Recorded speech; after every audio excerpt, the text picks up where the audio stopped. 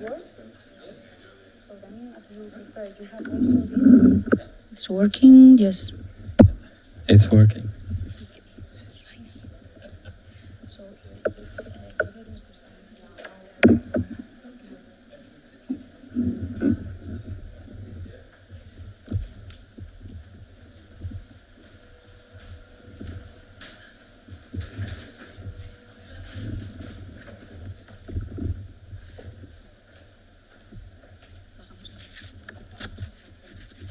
good afternoon and welcome everyone. It's a great pleasure to open this academic course with the inaugural session, and we wanted to explain the context of the event as it's organized in the biennial cycle entitled Research for Actions in 4 Acts. This initiative has been conceived as a set of formative activities to foster plural and transversal approaches to understand research in the doctoral program in the Department of Architectural Projects. The cycle underlines the multiple formats and methodologies, and it connects together theory and practice. The structure is articulated through four thematic workshops that are developed during this 2 years cycle, and also 2 inaugural sessions like the one today, that is 1 per year. The workshops are focused on these workshops focuses the different complementary languages of research that are the spoken, the graphic, the textual, and the expository. These correspond to the 4 acts: speaking, drawing, writing, and exhibiting, which in turn are each associated with a key aspect of the research project, of the research process, that is hypothesis, methodology, bibliography, and communication. As you know, the last year we also celebrated 2 of the workshops. We already celebrated 2 of the workshops. The inaugural sessions provide a more theoretical framework with the space and time to interconnect these different languages, or these different formats and methodologies. For these reasons, we are especially honored to develop this and to celebrate this session, because we believe that Dirk van den Heuvel is a special protagonist for this, for his theory and critical work in architecture. So to explain more in detail the biography of the protagonist, of our guest, please, Elena. Thank you, Angela. So I will switch to Spanish because as Dirk knows about his biography, then I think it would be better for Spanish audience. So me sumo a daros la bienvenida a la conferencia inaugural de los encuentros de doctorado del Departamento de Proyectos. Y bueno, también agradezco la oportunidad de, junto con Ángela, estar organizando esto porque es una experiencia pues intensa y chula, en la que estamos aprendiendo mucho. Voy a presentar a nuestro invitado. Dirk van den Heuvel es profesor titular del Departamento de Arquitectura de la Facultad de Arquitectura de la Universidad Tecnológica de Delft, en Países Bajos. ¿No estáis familiarizados? Es una de las escuelas ahora mismo que están en el top 3, ¿no? A nivel mundial, tanto investigación, docencia, es un hervidor ahora muy interesante a nivel discurso, práctica. En esta institución actualmente Dirk dirige el grupo que se llama Archivos de Arquitectura del Futuro, en inglés Architectural Archives of the Future, y lidera la sección Construyendo Conocimiento, Building Knowledge. También es cofundador y director del Yapakema Study Center, que es una colaboración especial entre la Facultad de Arquitectura de la Universidad Tecnológica de Delft y el Instituto Nacional. El Instituto Nacional es el que alberga una colección inmensa de documentos de archivos, de arquitectura y urbanismo holandés. Es una de las más grandes, unas colecciones más grandes del mundo. Dirk es experto en arquitectura y urbanismo modernos de posguerra y en campos relacionados como teoría, como decía Ángela, teoría e historia de la arquitectura, de estudios culturales y de análisis del discurso. Entre sus principales publicaciones, libros, encontramos el más reciente es Habitat, Ecology, Thinking and Architecture, publicado en el 20, Java Keman and Open Society en el 18 y Architecture and the Welfare State, publicado en el 15. Entre sus estancias de investigación destacan, por ejemplo, que en el 19 fue investigador visitante en el Departamento de Arquitectura de la Universidad de Monash, en Melbourne. En el 17 recibió la beca Richard Rogers de la Harvard Graduate School of Design por un proyecto de investigación que era el título era Socioplastics y era sobre el nuevo brutalismo de la arquitectura en relación con la política del Estado del Bienestar británico. Fue comisario del pabellón nacional neerlandés de la 14ª exposición de la arquitectura bienal de Venecia en el 2014, que no os acordáis es Fundamentals, que la comisariado general fue Rem Koolhaas y que era a propósito, ¿no?, de las invenciones de la modernidad a lo largo del último siglo, ¿no?, desde 1914 a 2014. Otras exposiciones que ha comisariado Dirk están Art on Display, de 1949 al 69, que fue en el Museo Calouste Gulbenkian de Lisboa, en el 20, también Structuralism en el Institut Rotterdam, y esta la hizo junto a Hermann Hedberger, y también en Maastricht comisarió otra que se denominaba Changing Ideals, Rethinking the House, en el 2008.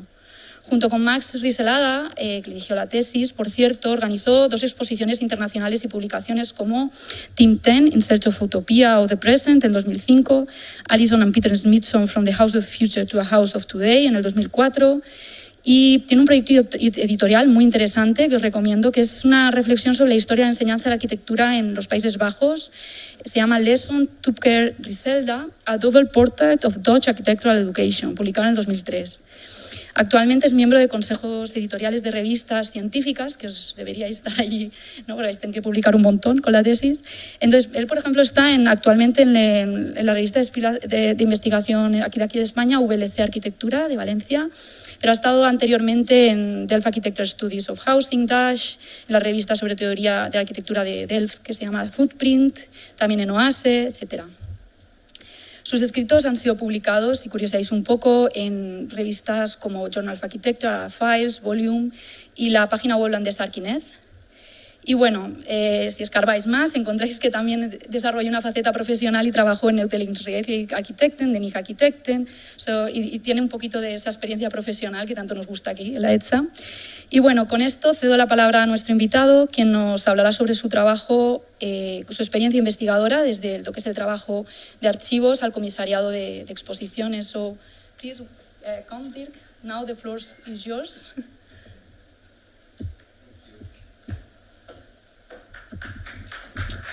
Thank you very much. I'm not really used to talk in this setting, from a podium to a theater space, but I understood that it's also about streamlining, so I hope you can hear me loud and clear on the other side of the screen as well. Thank you for inviting me to come to ETSAM. It's my first visit, and I hope I honor the invitation by what I brought to you. When you ask me about text, etc., and literature for the students and researchers, I thought what to do, also what to bring today. And I chose 2 texts about my own practice. So I will also talk about my own practice as a theorist and researcher and exhibition maker. And at first I wanted to do some theory also about archiving and, for instance, Derrida and the archive fever, but that was going back to, almost the last century, and it's super theoretical. And I realized I myself moved on, and it's very dense text. I don't know if you know Derrida's readings. It's quite a challenge, right? So I thought archive fever should not be a literature for you now. So instead, I chose a text of Peter Smithson. Peter Smithson is important for me, together with Alison, because my dissertation was about Smithson's, right, and New Brutalism. And he wrote this small text, which is also reprinted in another publication, in which he talks about the exhibition as staging the possible. And I wanted to connect that idea, staging the possible, to connect to an idea of Derrida, actually, the archive as potential, to understand why exhibitions are so important for us. So I will, and I mean us, in the architecture discipline, of course, not just designers, but also researchers and scholars. And I say this too because the last almost 15 years have been very much about what I described there in the title, literally. Researching architecture, starting in the archive, but always with an idea to bring things out of the archive to an audience through exhibitions. So this is also the mission of the special collaboration that I started at the time between the New Institute and TU Delft, to bring research to the National Collection of Architecture, to develop a public program with activities, can be exhibitions, books, seminars, to bring in PhDs, postdocs, guest researchers like Elena herself, to organize an ongoing conversation why the archive is important, what we find there in relation to questions of today. So it's still design driven, you can say. It's not. I'm not an historian. And then indeed engage with other people outside academia, outside the confines of the institution. So what you see here is one of the many boxes in the depots of our national collection. These are funny, cute little models by Rietveld of chairs, so a bit different scale. And it's about, this story is about how to get things out from the shelves into the open, to be debated and activated. So here we go to Venice. Let me get some water.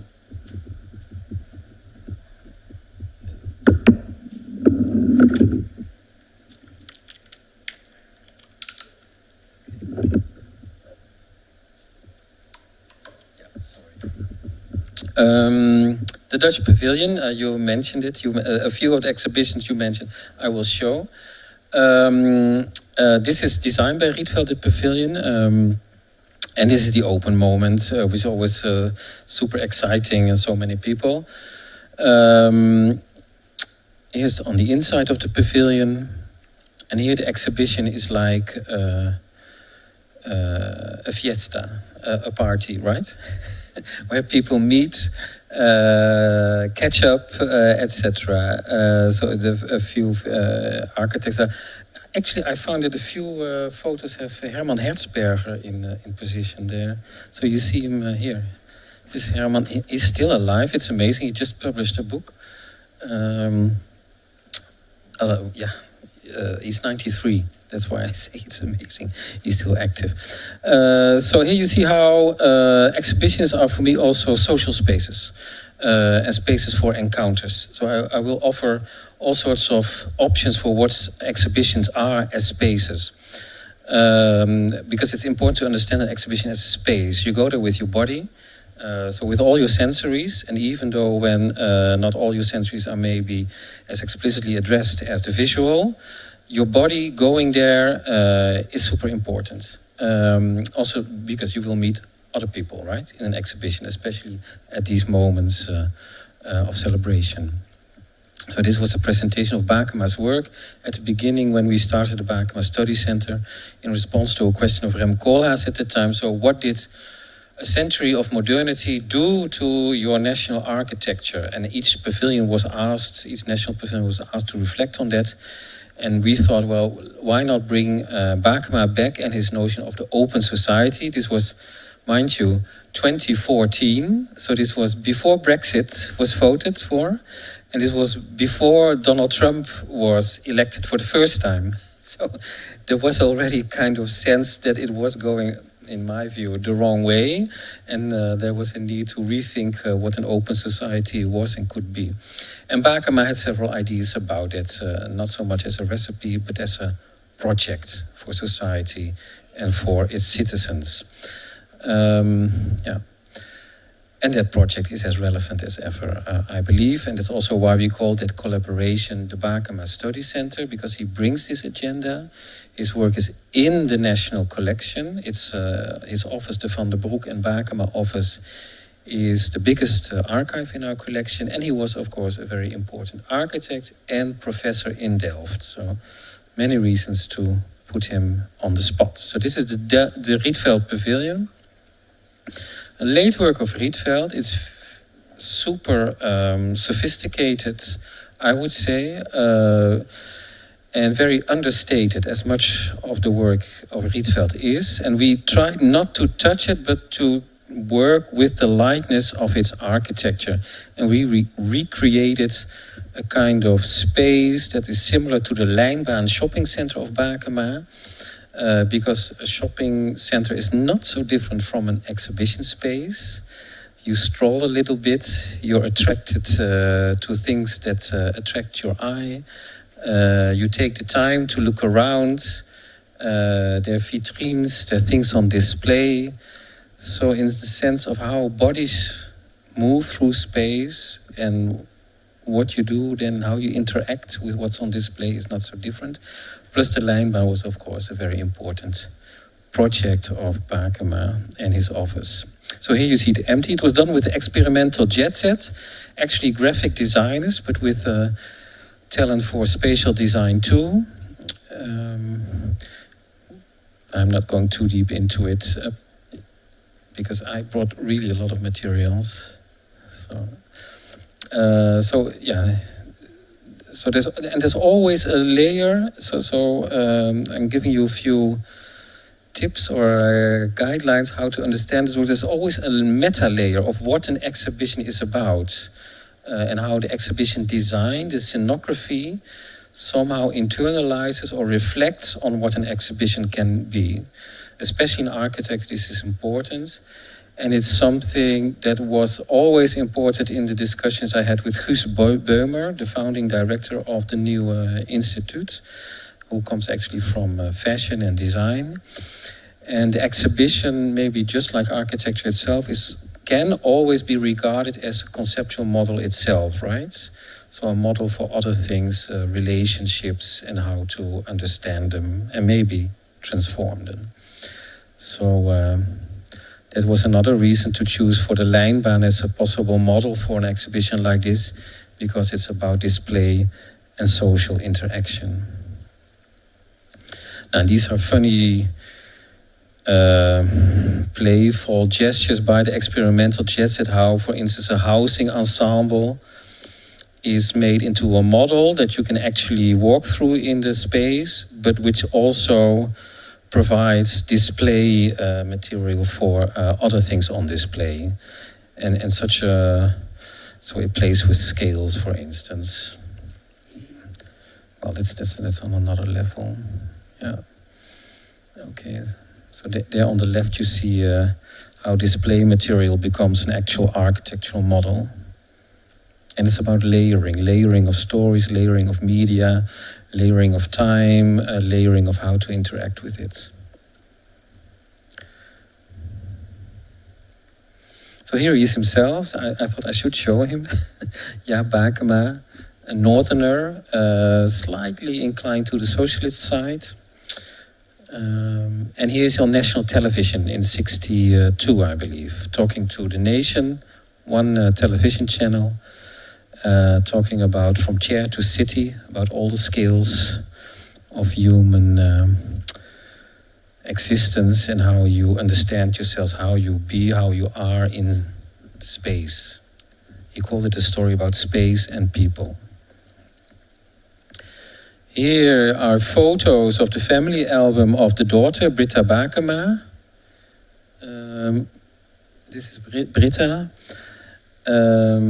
In Otterlo, the last SIAM conference, Bakema had organized it Here he is.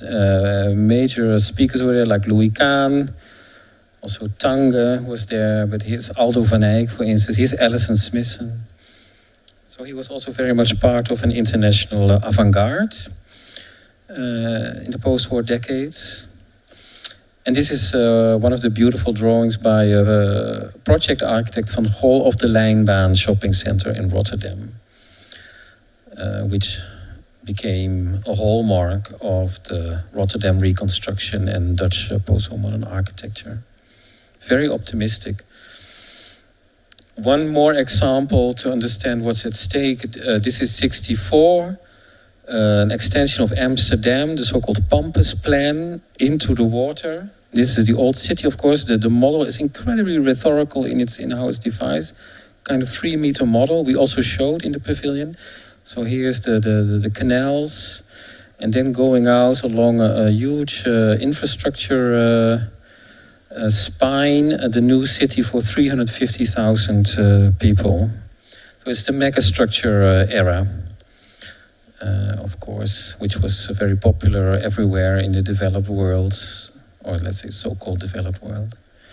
So this is like a lijnbaan on steroids, I always say to my students. So this is very different from pre-war modernism, pre-war Siam, because it's not about the separation of functions anymore. It's the completely other way around, to bring everything together again. And this is how you live there in the same urban condition, but with a view on the Dutch landscape, which is very watery, very wet, and very flat. Here you see the model from the other view. So looking from the new city to the old city. Okay, that's just the introduction.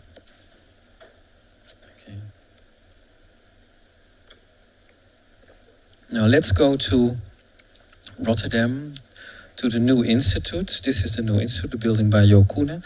It was originally conceived as an architecture institute, but around 2012, due to shifting cultural policies, the Architecture Institute had to merge with the Design Institute as well and a Digital Culture Institute. So the new institute has a much broader scope, but it's also, I think, much more interesting in that sense, that architecture is not just a monodisciplinary activity, but connected to other things. The only big disadvantage is that our collection is still only focused on architecture and urban planning. So we cannot collect design and digital culture, but we support digital culture archives and design archives. This is the reading room. Very nice space. It's a public space. It's very important because the world of archives is very different. They're private archives, they're family archives, they're very rich foundations like the Getty, for instance. There are university archives, there are city archives of archives. It's quite a broad range. And this is a national collection. It's called a collection, not an archive, because when you want to theorize an archive, it's really something else. Maybe we can discuss this a little bit later. But any visitor can come here. You make an appointment, you go to the search portal, and you say, I would like to have a look at that drawing, at that dossier of correspondence, and it will be brought to you. So it's very important, I think, that we have this open access idea of the collection. So sometimes we go here with students. It's Alejandro Campos on the right, who's now in Valencia too, and we worked here on how to work with archival material and using VR technology to create new exhibitions. And I will end with a VR exhibition. But we also have actual public meetings in the research center, in the reading room. So it's very much about making the archive public and activating it. And this was specifically on queer architecture. So we're also interested in finding traces and voices that are not so often put on the spot, but we really want to know, we really want to broaden the canon, we want to broaden the conventional history to understand the full range and the full expansion of the archive and the stories that are, that can be found there. So this is what it looks like, an archive. Who has been to an archive? I'm really curious. One person? Okay, that's interesting. Do you expect to go to an archive, or it's just different sort of PhD you're pursuing? No, not even an office archive. Just a library. I shouldn't say that. Just a library, no. But anyway, this is super important space. It's like a seeds bank. It's a space. It's not. Rolls, well, there are rolls collecting dust. Well, we try not to have dust in the space, but this is resource. This is knowledge stacked and kept, and which can be activated. This is my mission, and what I think curators and researchers should do. Here are some models. It's always fantastic when you bring in people to the depots, and we go to the model department, and this super acceleration happens to the groups. I guess it's fantastic, especially with students. So here we are with students. Suzanne Mulder there, explaining the materials she got out for the students. And at the back is Francis Strauven, the biographer of Aldo van Eyck, actually.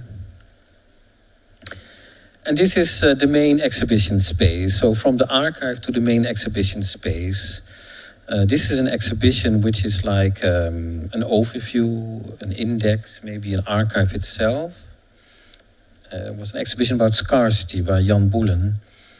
And all sorts of examples of how design works with scarcity are on show here.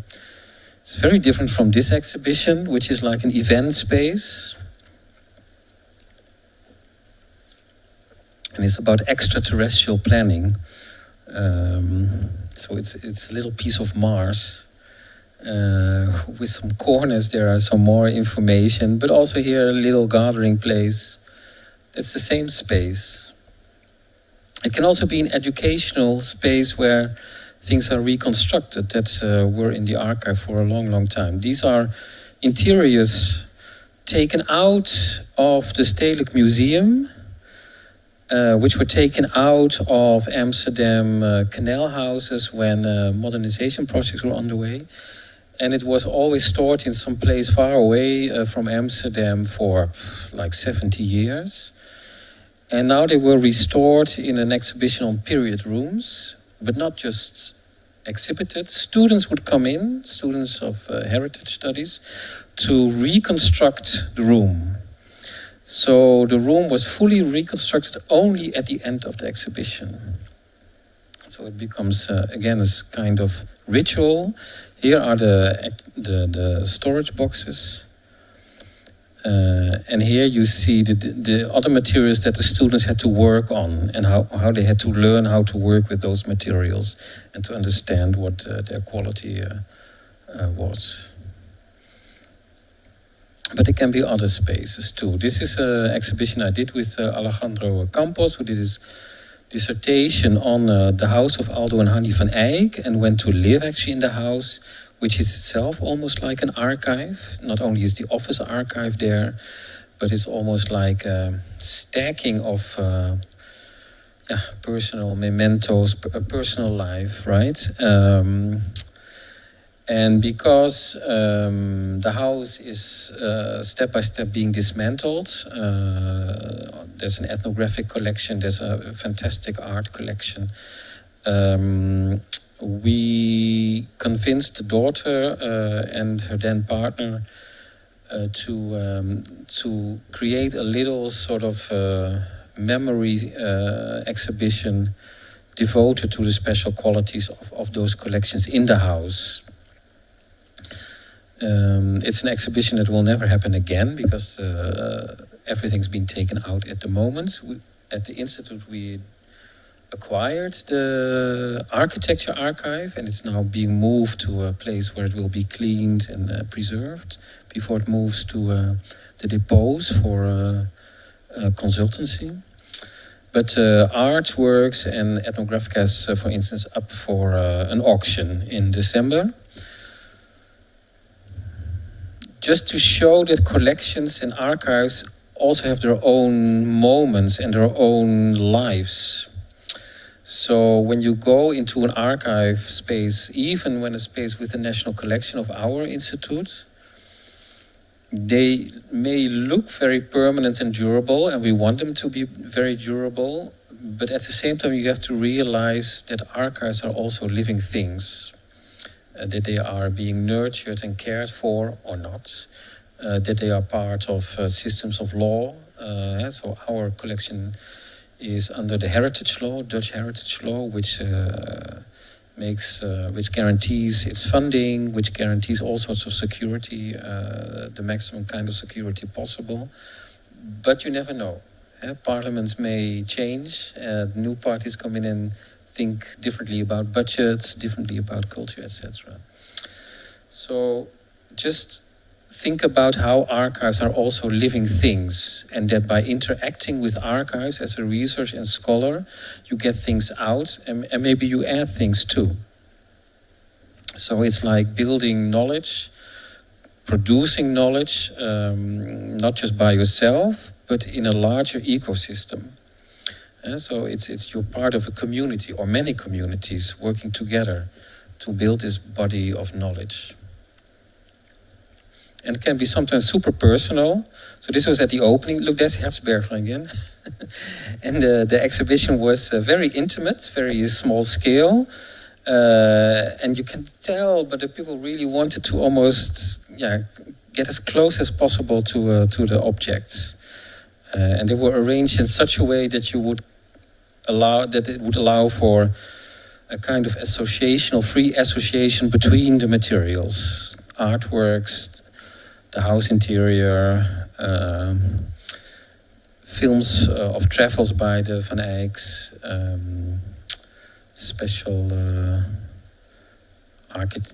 we didn't show the architecture actually. The only architecture we showed here was the architecture of the house, a renovated house of the 17th century in a small village. So it's maybe the first Van Eyck exhibition without architecture. But there were films. There were in the films the buildings and playgrounds designs were there. So this was a very personal and intimate exhibition about something that was almost lost, or at the verge of being transferred into a new phase, you could say. This is also an exhibition I did with Sauerbruch and Hutton, the Berlin office, Louise Hutton and Matthias Sauerbruch. It's also about moving knowledge and an archive into a new phase, because what they did was their office is in transition, bringing in new office partners, a whole collective actually, rethinking how an architecture office worked, but they also wanted to bring their production of 30 years or so to the collection of the Academy of Arts in Berlin, which is a very beautiful collection, to be honest. Hans Scharoun is there, Hugo Hering. So it's Dutch modernism, German modern architecture, but very different from the Bauhaus, right? It's expressionism, organic architecture, about Formfindung, totally the opposite of the doctrinaire Gropius approach. And Matthias is an academician himself. It's a beautiful building, actually, built in the Hansa-Viertel by Dutner. In 57 it opened. So there's also a story about about German reconstruction and the Cold War at the time. And a very big exhibition, 2 major rooms. But the idea was to celebrate and to use the moment of bringing their archive, their office archive, to the collection of the Academy to create a dialogue with selections from the archive in the Academy. So this is, again, about activating, but in a very, very different way. So it was about searching how the work of Matthias and Louisa related to selections from the archive to more or less show the relevancy of that work, why it's interesting to look at that work, and how some questions are still the same in terms of creating proper housing for everyone, in terms of creating better cities, but also how things are different now. So now we aim to work with timber and wood, and then it was more about steel, for instance, when it was about prefab. So those questions were all, and then with this model we tried to combine the stuff. So model of the exhibition. And you see in the beginning there was one question that in this room, this is the first room where you enter. So you enter here through the stairs, and you walk this room, then the main room, and then you go around this room. At first the idea was to have here the archival space. That's when they called me, and they thought, Dirk knows all about archives, so he can do the archival room, and then we do this as the office room. But then I didn't like that idea, because then you would first have to go through the archive, through history, and then you would meet and get to know the office work. So one of the first things was to start and mix, indeed start the dialogue straight away between the archive and current design production. So we started to think of themes around the city and sustainability and all that. And then here, how do you work with archive materials? Because they're very precious, they need to be in vitrines again. So with existing vitrines, which were also redesigned, they created not a counter-narrative, but a parallel narrative. So once again, it's about layering and connecting, and you suggest associations and relations, and a few are really very clear and hard. But there's also, as I think in history often is the case, because you cannot never know really, there are possible connections, and that's maybe the most interesting bit. And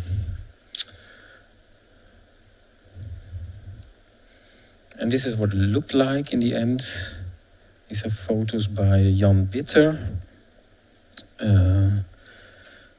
Beautiful photos, and you see here the right? These are the special vitrines. They had all individualized climate checkers, controls. There was also a little bit of text there explaining the thematic. And here's the office work. Also like a cloud or a landscape that you can navigate and experience.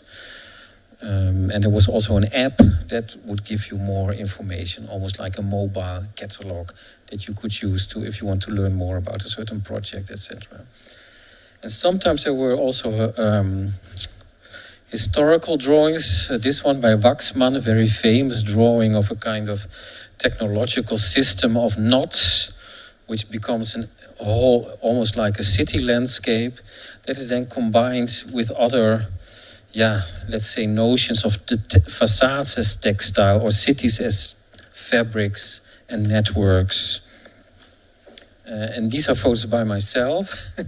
They're not so beautiful, but they show a bit better how the images that are spread out, the models and the drawings and the historical drawings, how they work together.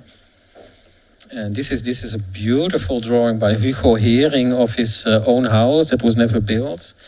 And that facade somehow starts to work with a villa for an artist, art collector that Matthias and Louisa built, or the notions of form, Findung. This is the farm of Gut Karkau, a fantastic, important project, how functionalism and let's say articulation of space and materials gets a very specific form, shape, not conceptualized, and this is also very much related to projects that are around this specific selection of historical materials. Okay, so now we go to real research. I brought a few examples.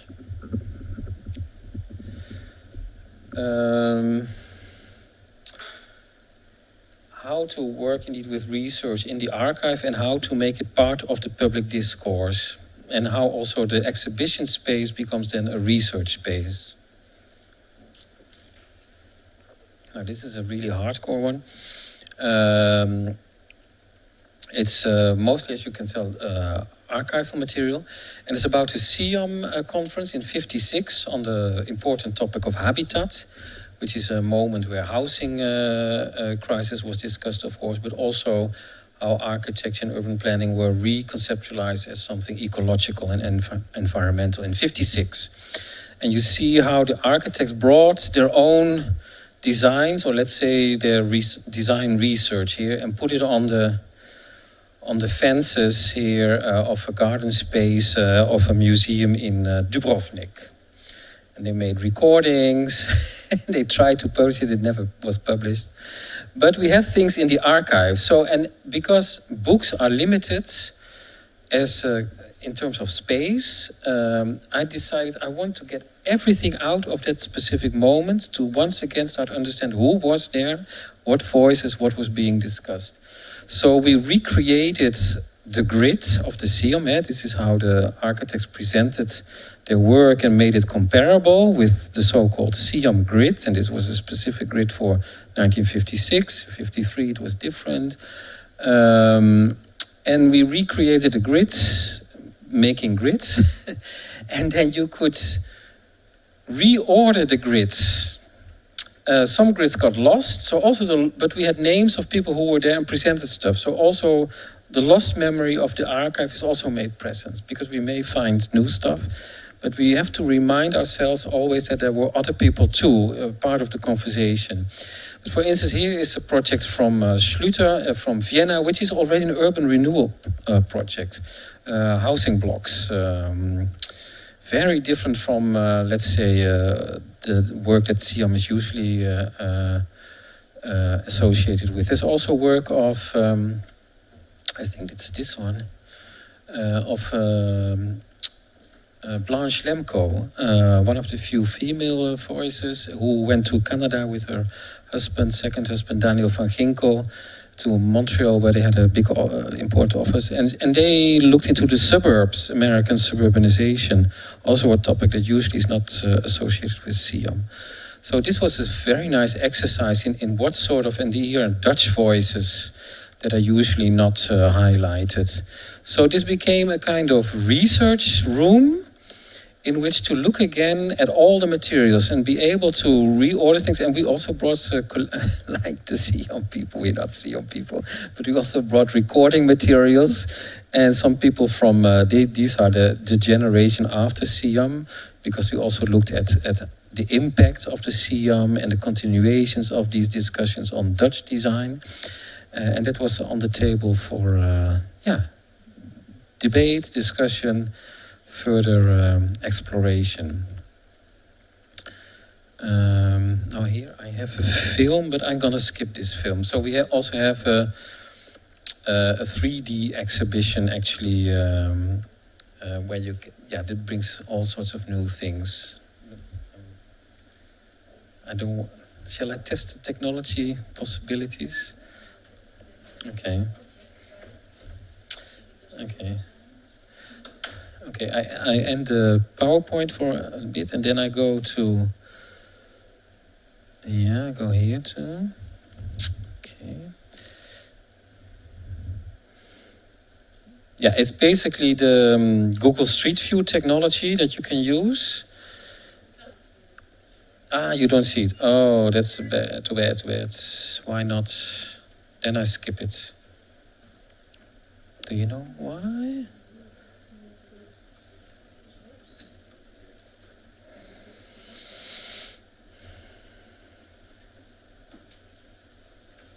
Okay, then I don't do it. What do you have? No, let's not. If it's easy, we do it, and otherwise we move on.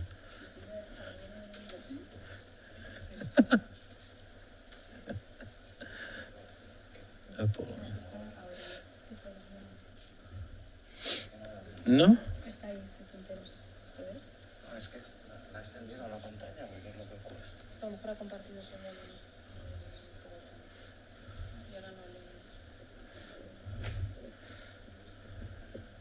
Yeah, but that's the platform system.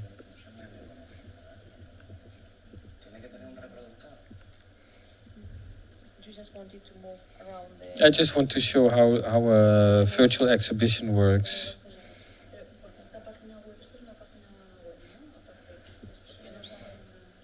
Okay.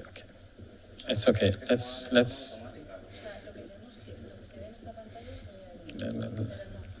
not do it. It takes, yeah. We can continue.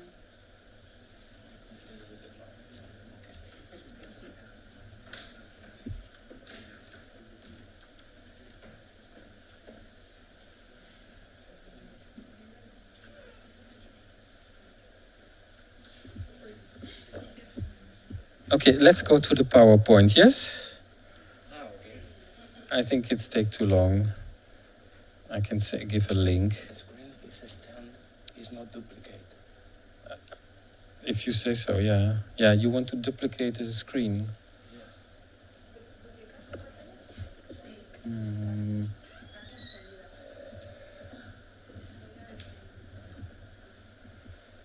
Displays, but it's not. It was the display. Here, display. Ah, ok.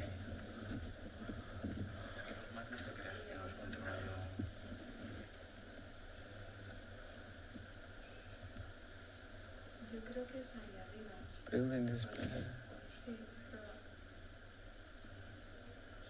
Default. Ah. Okay. Está como extendida la pantalla. Es que el Mac, la verdad es que yo no os puedo ayudar. Es que pone aquí extended display. Ah, ok, vale. Ok. Entiendo que eso. Ah, hey, perfecto. But now it's lost here. So I have to work with this. Okay, you think we can do it? But the size is different. Okay. Yes. Oh, it's not solved yet. It's stuck. But you get the idea of the virtual. You get the idea of the virtual exhibition, right?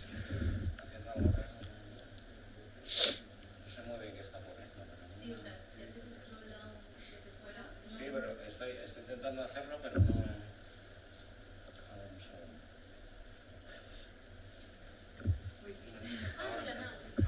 Ah, now you have to write. Okay. Shall we try? It's.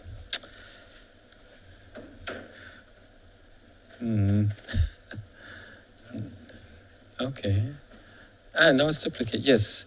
So, for instance, here, what you see here is you can add all sorts of extra things inside the virtual exhibition, like a film of the Bakema archive. So we have how many films? 60 films or so of Bakema. This is where they are. Look, there's the grids, and they were smoking a lot, of course. So this idea of this happened in the COVID times, right? And many institutions moved their exhibitions to the web. There you see the mic again, right? Sert, the guy with the glasses was Sert, and this is Bakema making fun of his participants, co-participants. There's Doshi, for instance. Anyway. So you see how digital technologies here bring out a new possibility for archives and to make archival histories, archival knowledge present in different ways on phones, in classrooms, etc. So that's what we try to develop now. Okay, I try to put this away.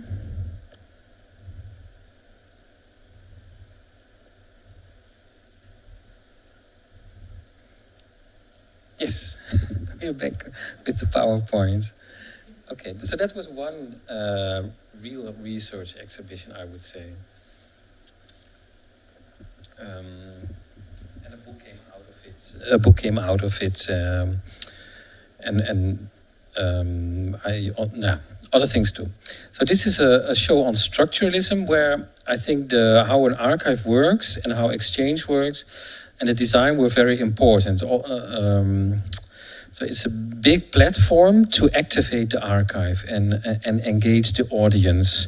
So you see, it's designed by Lada Hursak, fantastic designer, and it holds references to a mini megastructure and landscape and grids, and it's also about creating a certain theatricality to exhibitions. This is Robert Wilson kind of design of an opera with props, and you suggest a certain interaction by bringing in these props in a kind of theater stage-like set.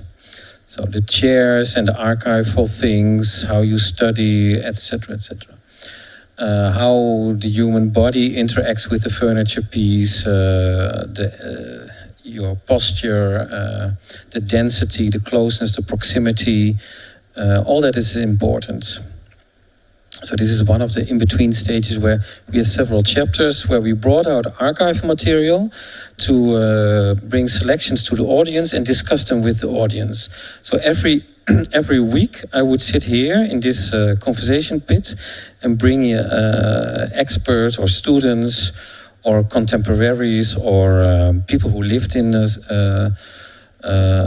housing designed by people like Piet Blom, for instance. And it was like a mini archive itself. This was, for instance, a library of an educator, Joop Hardy, who was forgotten, and we found a list of books in the archive. So we recreated the book list, so you could study as a student of Joop Hardy again in this little corner. So like this lady is doing. So again, as a kind of resource, right? A book list then that you find in the archive as one of the few traces of a teacher who was super important becomes the starting point of reconstructing and reinvestigating that particular history.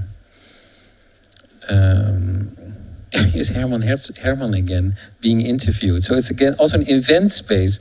So this is a book presentation of the family of one of the structuralist architects, Joop van Sticht, who was a student of Van Eyck and a collaborator of Van Eyck.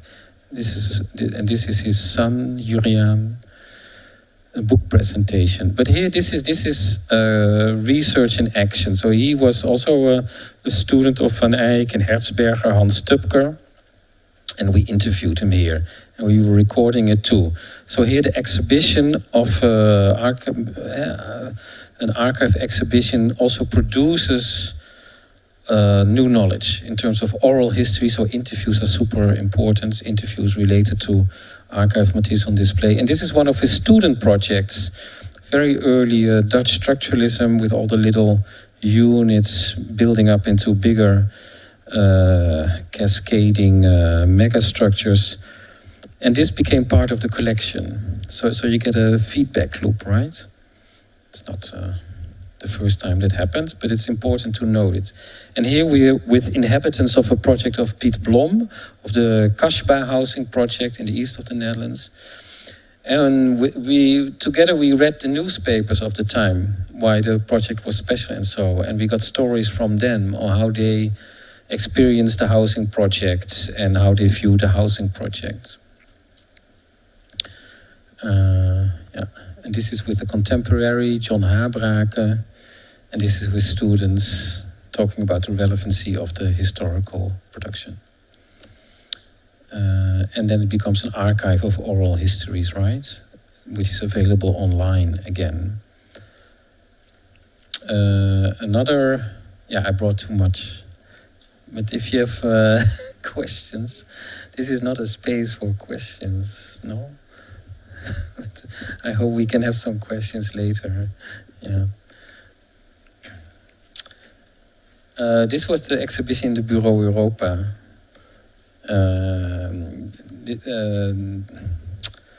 It was a fun thing to do. It's about, again, the scenography, the design of the exhibition, how it relates to the content, and what you learn from it as a visitor, also a visitor who doesn't know anything about architecture, right? Because that's what you also have to do when you design exhibitions. You have to think of the audience that is not professional. So you have to think really about what is outside the confines of the institutions in a discipline. This was with a really great designer, Herman Verkerk. His office is called Event Architecture, and it's very Bertolt Brecht kind of approach to exhibition design. He really wants you to be aware of how things are being made and how simple and logical they are, and then you start to play with it. So it's mostly always about frames and cladding and dismantling and then recombining. And we had 8 iconic houses to compare on what is an ideal house and what does housing mean. From the House of the Future of the Smithsons to the Big Brother house, which was then a new thing. Maybe you remember the Big Brother house, the TV series. The IKEA Boklok house, but also a Dutch Renaissance house, the Maurits House Museum. And we did this with students in a seminar, master students. And at first they only wanted to look at the avant-garde houses, like the House of the Future, but then we had most fun with the mainstream houses, the IKEA house and the Big Brother house. That was also a nice shift in the discussion. So here you see, and what Herman proposed was that you have these rooms through which you walk, right? So you have 8 rooms, salons, and then each wall, as it were, he projected the house plan on it, and using the house plan's geometry, he deconstructed the exhibition, as it were, and that became then display material, display furniture. And then, again, with the experimental jet sets, these rooms were inhabited, as it were, with imagery, drawings, photos, etc. So this is the Maurits house, which is about symmetry and hierarchy. This is about fluidity. This is a collector's house, a Rietveld house extended by Van Eyck, which is indeed what a collector does. It's very additive, you could say. And here's the Soanes Museum, the Soanes house, actually also very additive and anecdotal, but also very didactic with collections that are meant for educational purposes and research. Here too we had a space for,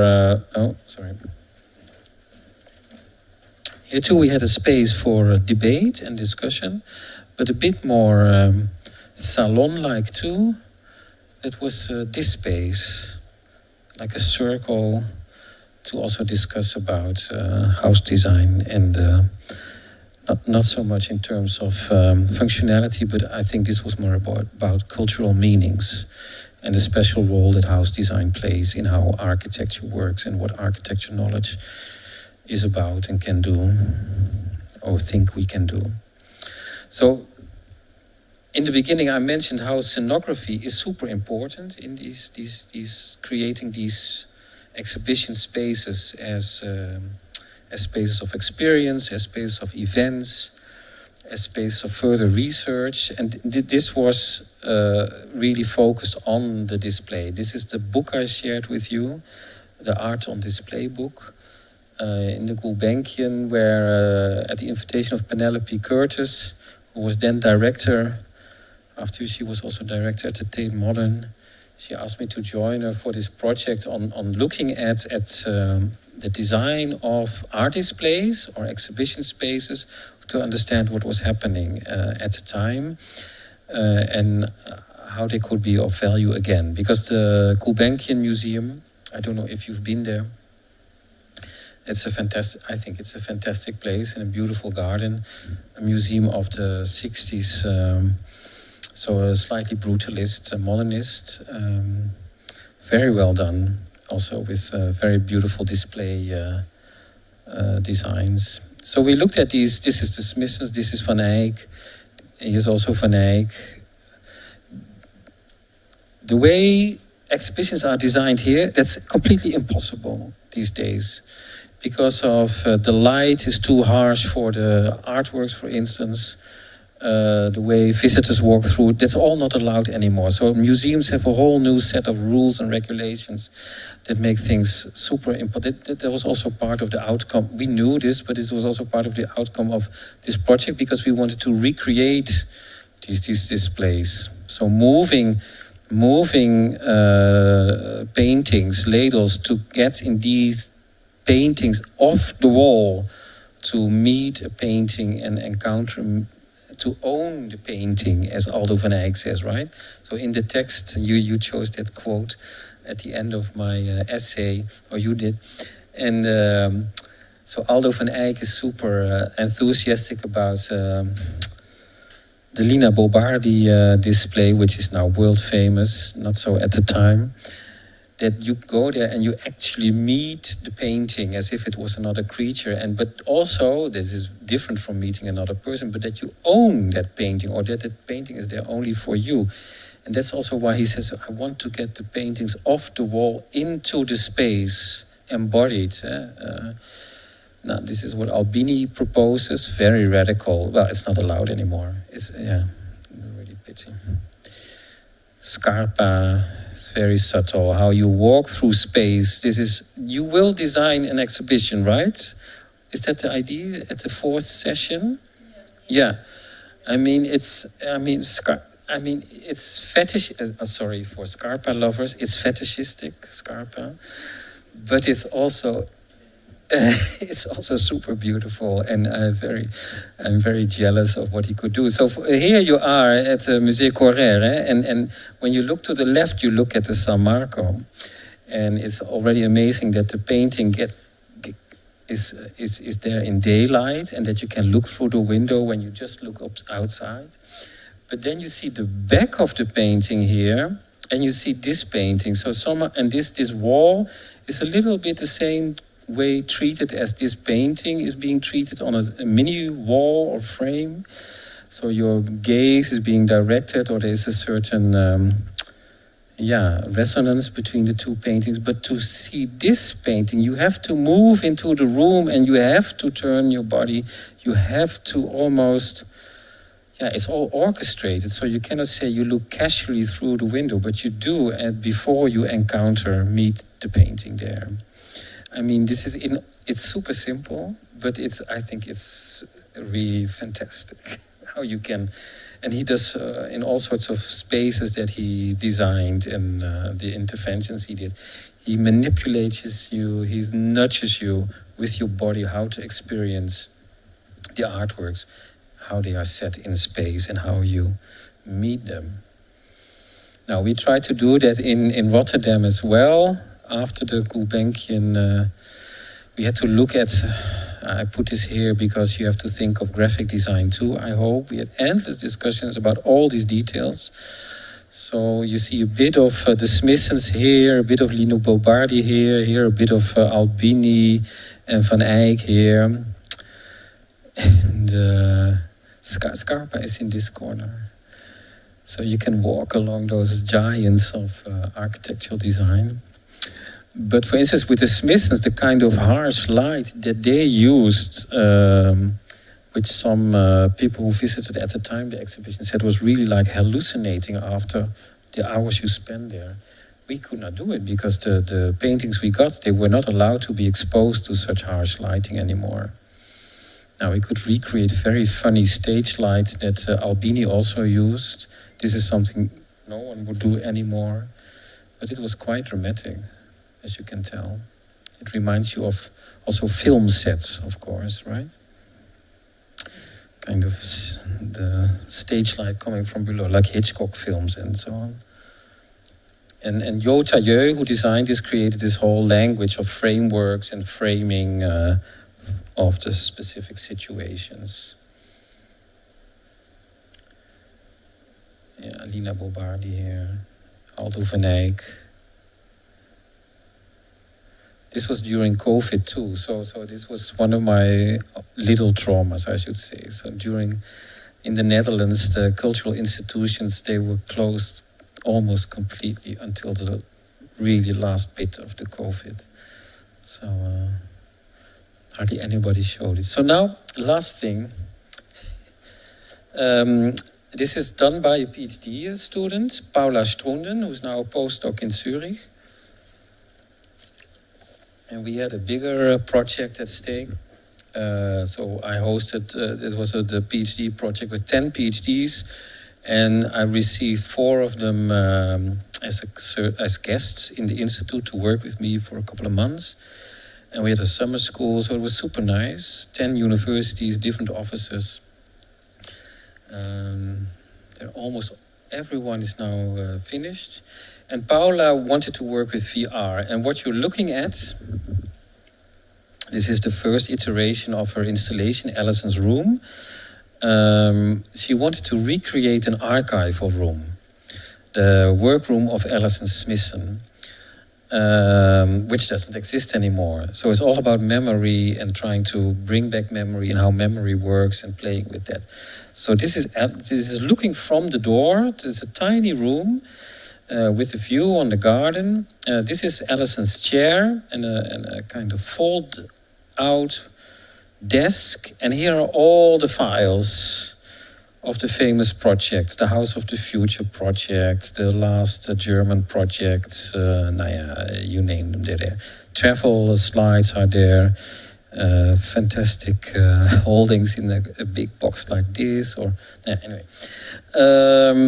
How to recreate that, and she likes, so this is one of the first models, and it's not about VR using as a super realistic thing, but it is about playing with how you undergo something, and also how emotions are always part of how you enter a memory space or an archival space. Because the idea that research or an institution like this or in Rotterdam is without emotions, it's not. Your interaction with the actual subject matter is also governed by emotions or affect. Hold on, I have a film. Let's see if it works.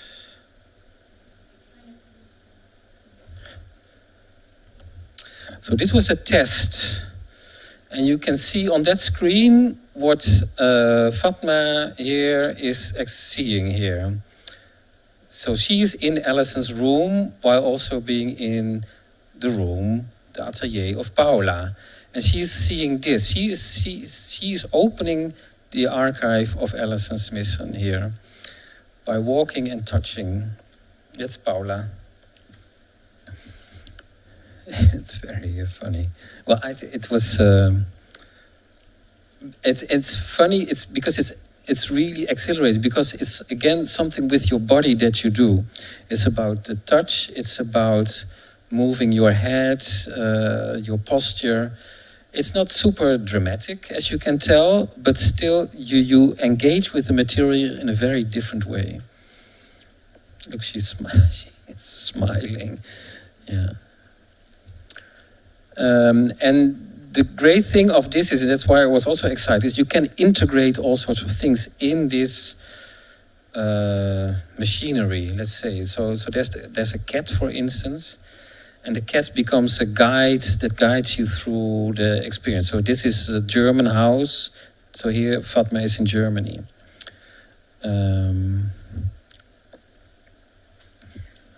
Okay, moving on. Is it moving on? So this was inside the New Institute. So here you see a little bit of Alison's room and the folder desk. And the idea is that it aligns with trackers and sensors and the modeling, So when you touch the chair and you see a virtual chair and it aligns, right? So it's quite clever. And it becomes something else too. When people use it, it becomes a performance. So here's Paula again, this is Max Rieselada, this is Guus Beumer, and here's Herman Verkerk, and this is the cat. This is the avatar. You always need an avatar. And this is Tess van Eyck. Maybe there's another. Okay, what's next? Oh yeah, this is also. Look, Tess is also now inside Alison's room. And this room also doesn't exist anymore, which is really. It's in a way it's very sad, but it also shows what is so special about exhibitions. So exhibitions, actually the way Peter Smithson talked about it when staging the reel or staging the reel before the reel, exhibitions are really about that. So it's about activating and then letting go again. And in the meantime, something I hope has changed or transformed. So on that note, here I stop. Yeah, thank you.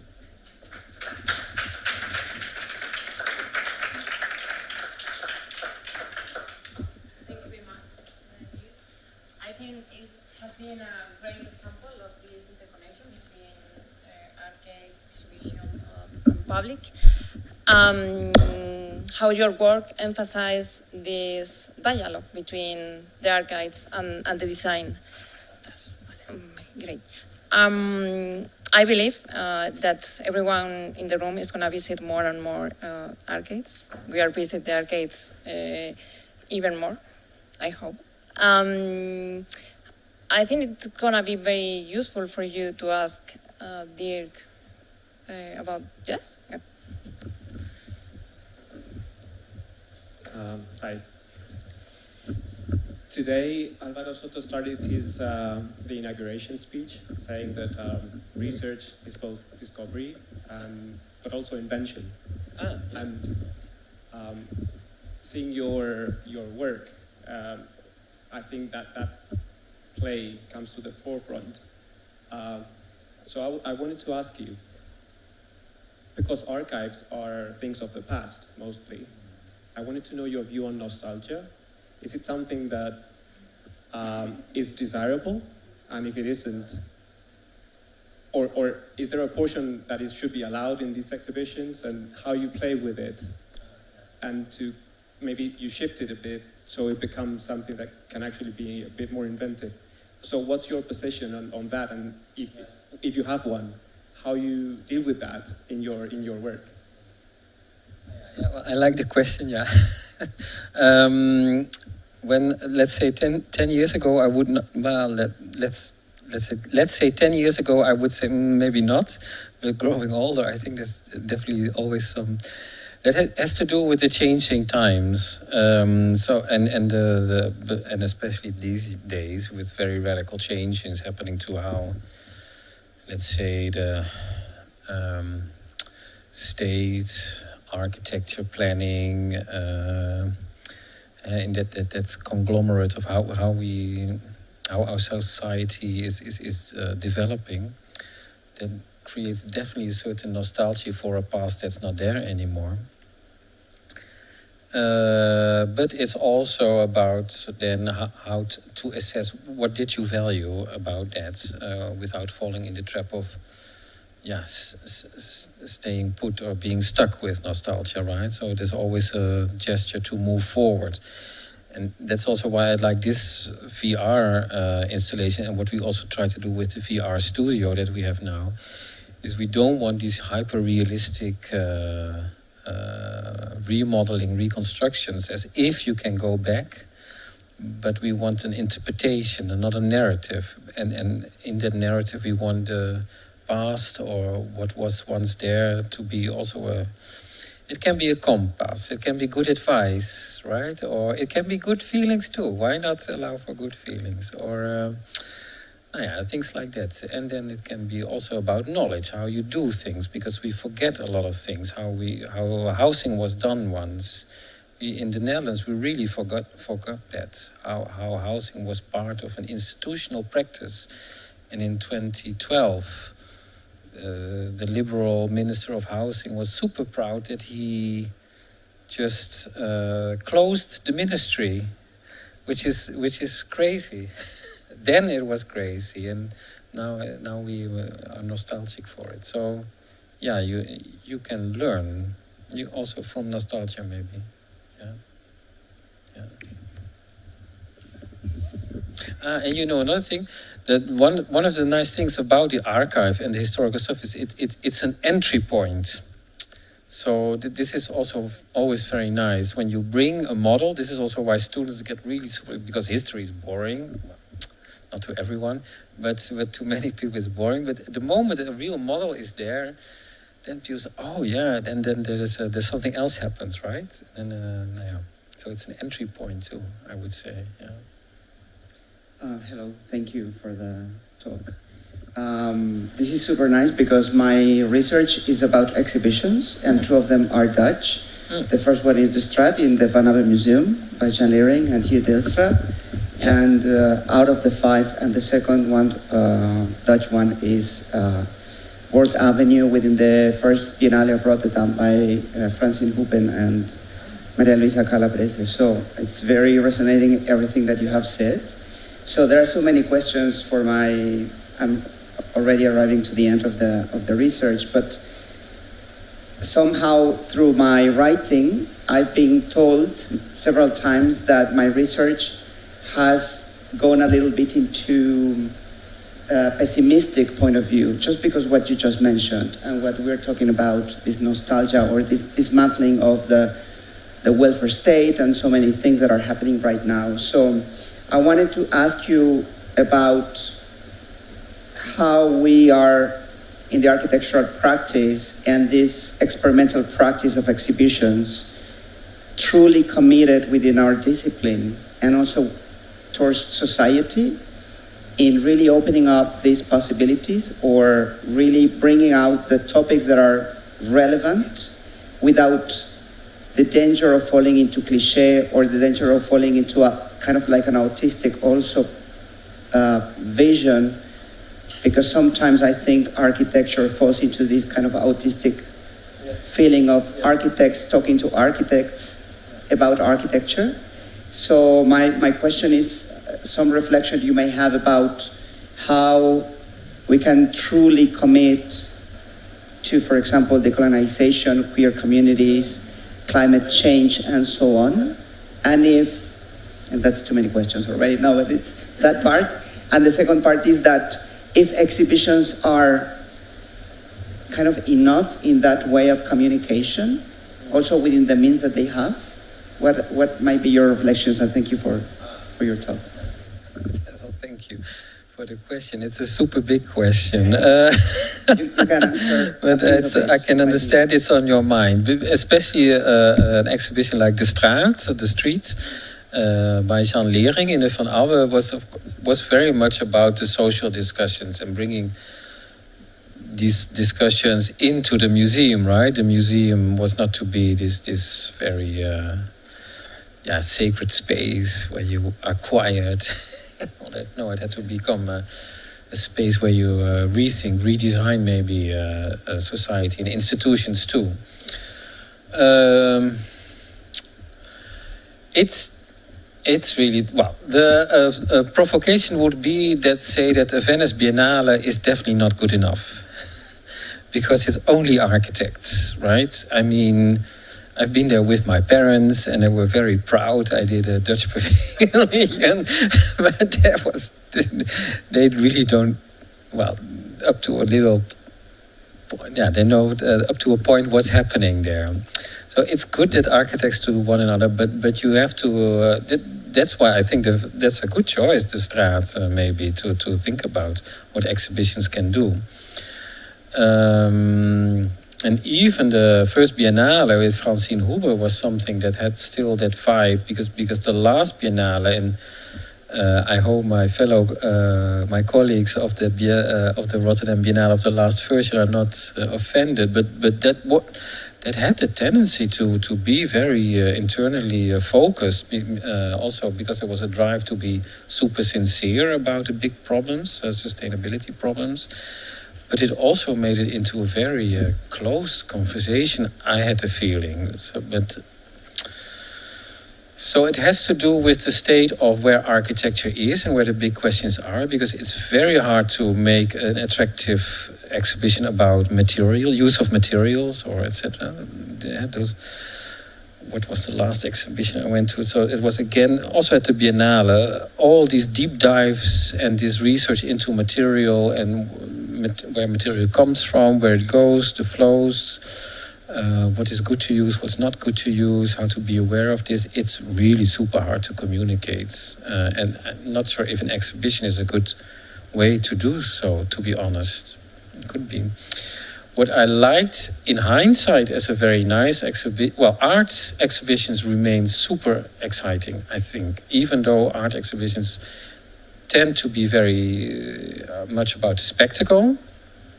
But in hindsight, a thing like what Eliasson did in the Tate Modern was really groundbreaking in the way it tried to bring in the emotions again and how to undergo an exhibition. And you remember it was about the big sun, or was it a sun? I don't know. But and people, it was like a sublime experience, right? And people would lie down and just undergo it. And I think it really brought the Tate Modern to a big audience. And there was I don't think they had really planned for it. It was a major, yes, things got together there, because it was the start of the Tate Modern as this powerhouse of modern art at the time. It's now different, I think.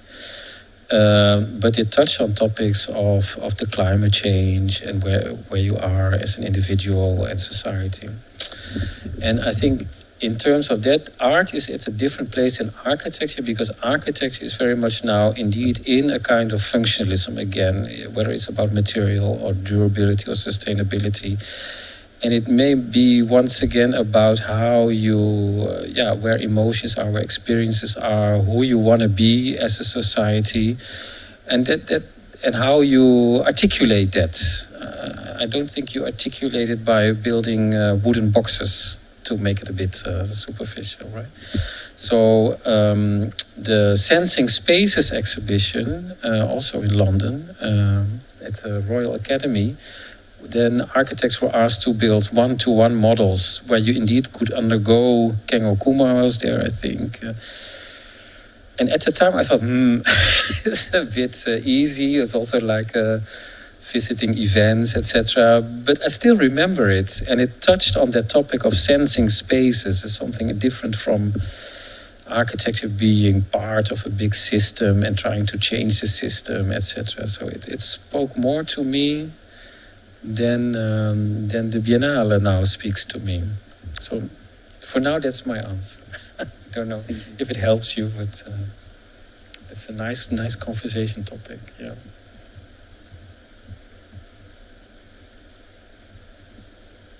No?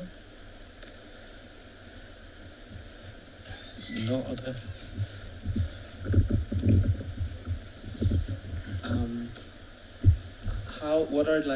How do you make exhibitions alive? Like, what are your tricks to make an exhibition possible? Okay.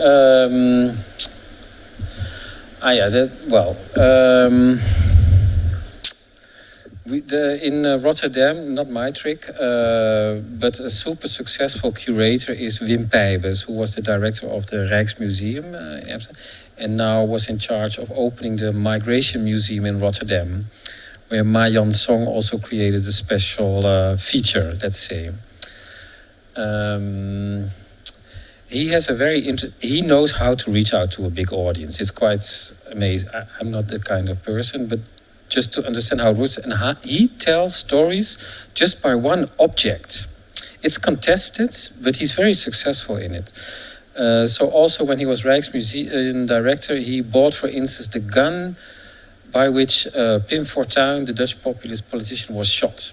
And many serious scholars said, wow, why do you buy a gun like that? But it created a buzz and a conversation, and it was on display, and again, big success.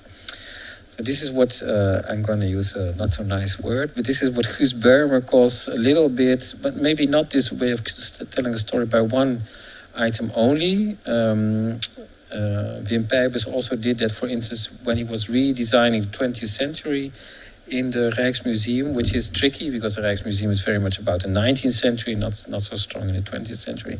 But he did bring out the clothes of concentration camp people. And just that one item had to represent that whole story. So, yeah, again, it's like a vignette. That's one way to think of vignettes and to be very sharp and provocative in that. He's good at that. I come back to the other thing that is very successful is, and this is also the Biennale, and why we don't like the Biennale so much, is everybody is looking for, excusez le mot, the golden turd. So every time you go, do you recognize?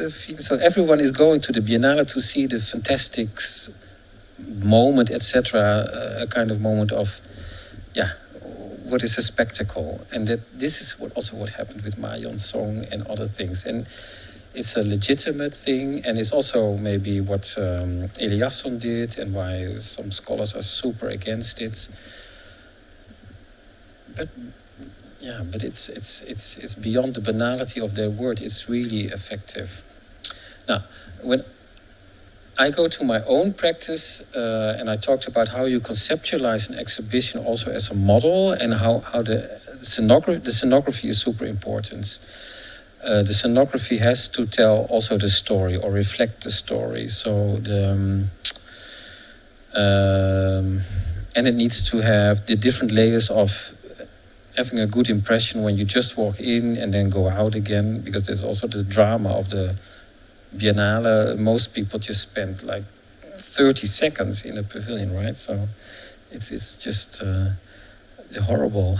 So the whole team put all that effort there, and then people just go in and go out. But you still need to be able to somehow, they need to have some impression. And then you have several layers. So some people say a bit longer. And so, for instance, with the Our Bakama presentation, we also had a film corner where you could sit, and that's also important, to sit a little bit and rest and reflect, and then you could watch films. So there's different layers. And there's, in the sense of how you attract attention, is what is small, what is big, what moves, what is light. It's scenography, I would say. And that's why stage design is maybe also interesting to look into. Schinkel was a stage designer. The Baroque had great stage, so it's also part of architecture too.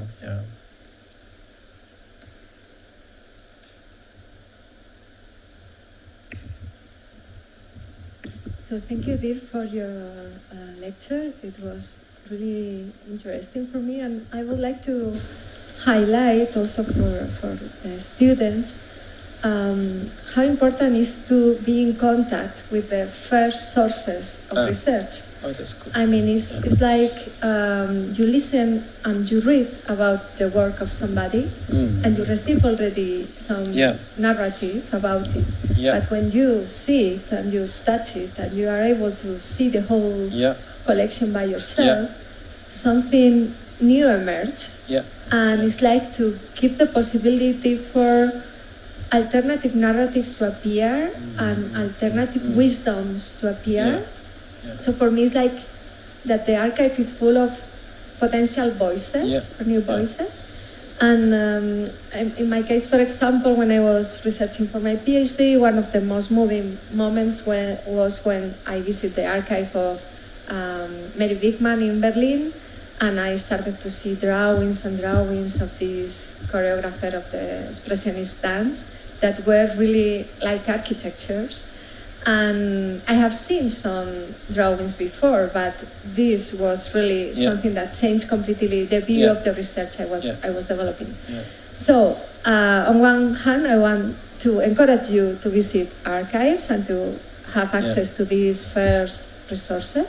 But on the other, I would like to ask you, which is one of the most beautiful or interesting discoveries that you have had in an archive that really surprised you?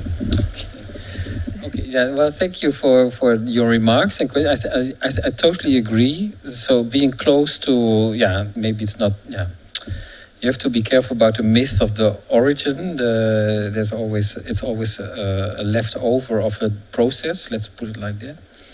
But to be close to what people wrote or scribbled or how it was produced, it shows you, it gives you other clues about the context from what it was produced, and that it has many other connections, that there is also, that people then were also maybe not so sure and trying. So the archive is also stories of lots of failure, right? So one of the last, it's not my original find, because when I started to look, other people also had written about it, but not too many. There was the Belgian SIAM group tried to have a conference in 1939, so just before the Second World War. And it didn't happen because of the Second World War outbreak, so that story is completely forgotten. And I was really touched by it, and also because you could see how they would really want it to happen. And it was about air pollution. It was as part of a World Expo on water management. So in 1939, so it was super topical. So you can easily create a kind of paper or project out of it that speaks to us today too, very easily. So it's a story of failure, right? For all sorts of reasons, and that's touching the human deficit.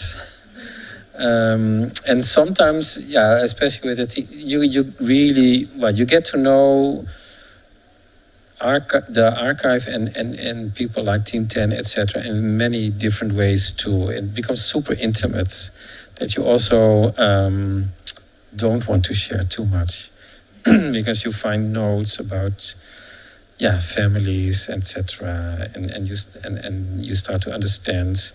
So, for instance, with the Smithsons, it took me really a long time to understand their relationship with Rainer Benham. I still don't know really, of course, because I wasn't there. And I tried to speak with the widow, Mary Benham, but she refused to talk. She basically said, well, they were people of principle, and I respect that, and that was it. I didn't get more from her. And then when I started to realize, when I looked at, they kept a bibliography of their own publication where their work was published, and then I noted that there was no publication by Benham. There was only a little reference to the brutalism book, that this was Benham's idea of brutalism. And then gradually I started to understand, but they had really a falling out about where brutalism was going, or how where they wanted it to be going. So, so then you get, somehow you feel you get closer to also because what is not there in the archive, this is also difficult sometimes, and one answer.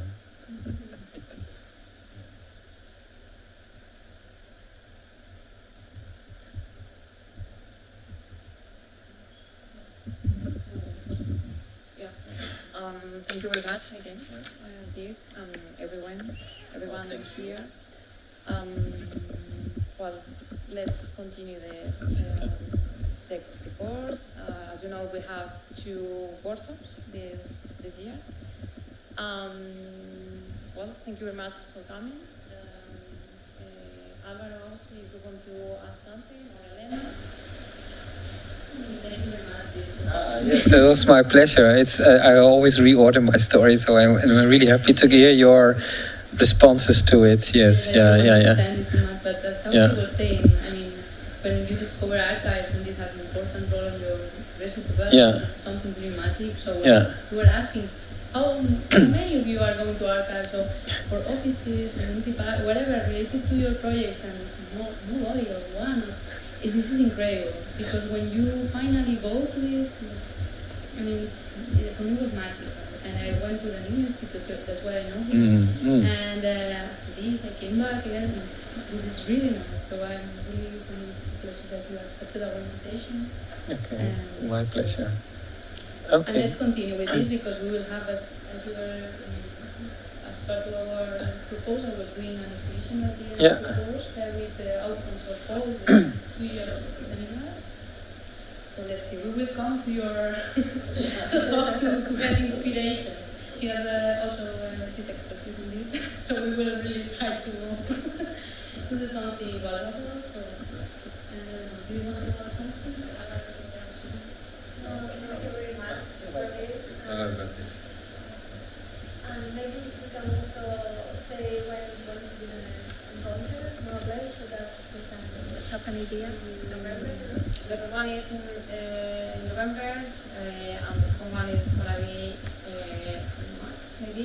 But we need to close, organize everything more in detail, so we'll be in contact with you.